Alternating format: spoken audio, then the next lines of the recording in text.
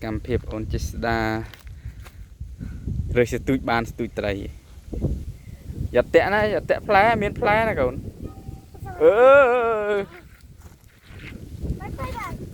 thấy lại một phá đi vào miền núi chưa ạ ăn nồi ăn miếng nồi rớn nồi mới chưa ạ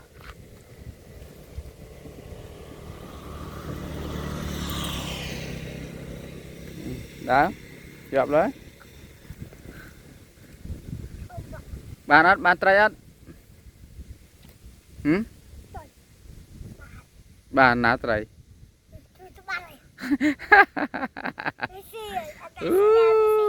đây tụi bạn nè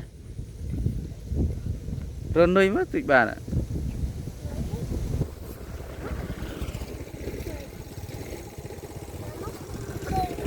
là ngon đấy tao lại tức ở đây nó lại nó chưa đâu à đấy tao ơi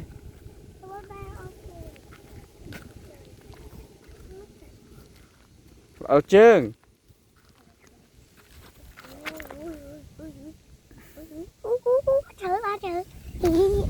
vô mình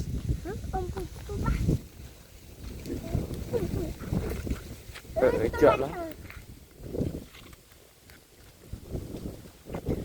giật lẽ nè tức chưa đâu nè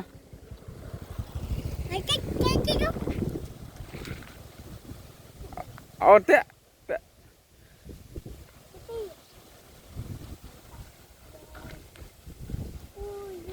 tao lại tức lẽ nó phải ăn món đằng này tức chưa đâu tao lại tức lẽ nó phải chào bạn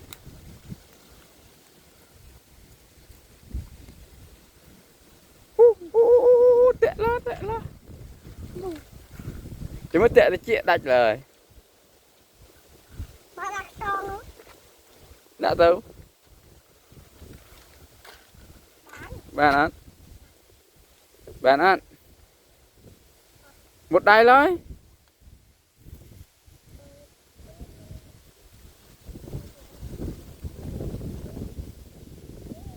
một đài lâu hơi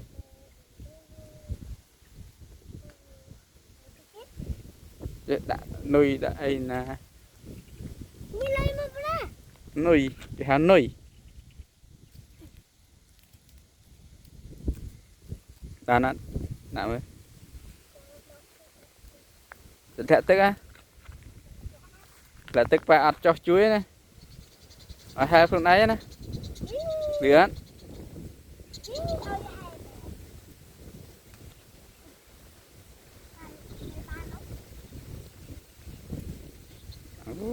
miền tập ban đây miền nuôi phong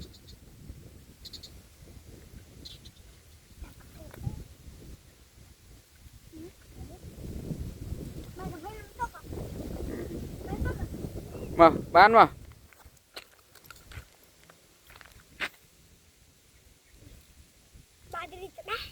đấy anh đang bắt kế tụi kế mình thế ăn vô tê tụi kế mình chẳng ba thôi thay ai mùi được tụi nó tè gì mà bán nó con nào bán này ta tụi kia tụi lên chắc đám kia thế bà tớ nó bà tớ nó ăn vô tê tụi bác kia ai vô ban tê vô pina tụi lên nâng mình ta chăm đá tê chăm ba thôi ai mùi tê bác kia tụi bác kia mình tục ở kia lại nâng vinh mó con vô lại nâng tục lại nâng ở kia vinh ok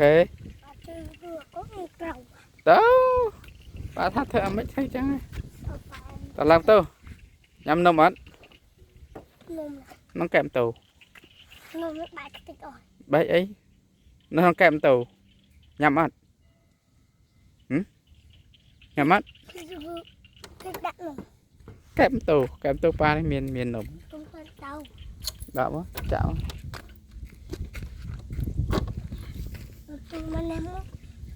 Chạm á. Và nó bạ sao đó. Mới đó. Rồi, tan tan tan. Ăn nó mùi. Đã mùi mới. Tùy trai ạc lắng. Ê, trai đã cho xin đâu mà.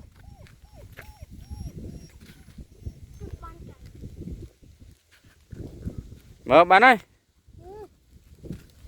Em nông hai tụt tê.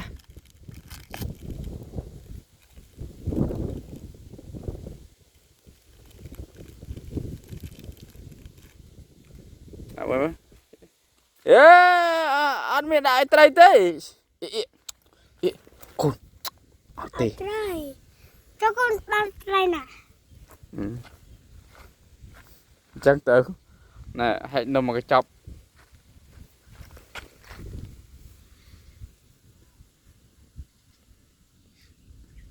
Hãy nông một cái chọc đại trai vào đó, chọc vào đây. Đây. Chọc bạt. Hãy nông một cái chọc đại trai vào đây nè.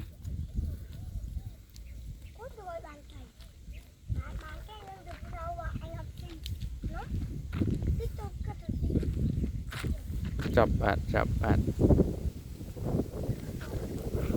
Đã nông một cái chọc ở trai.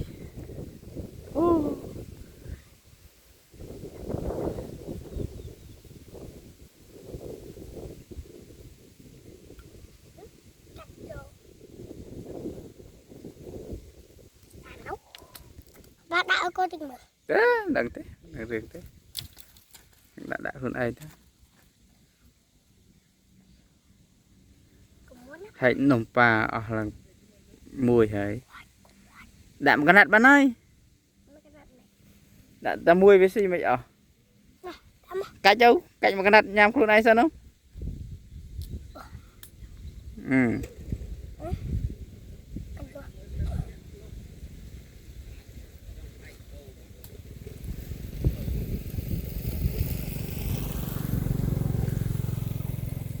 Một đài thôi. Một đài bạt.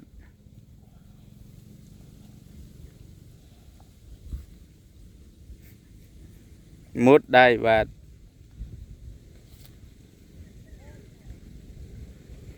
Một đáy, chào bác.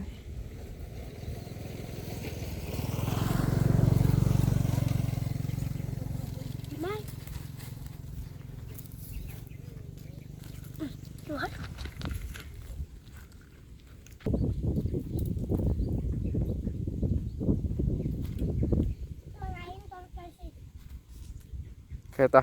Let's go. Bật tích tích. Tích.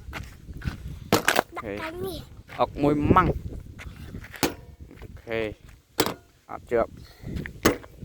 Ok, bye bye. Bye bye ông Phu Minh. Mới này mở camera này, bye bye ông Phu Minh. Mới này mở camera pa. Ok.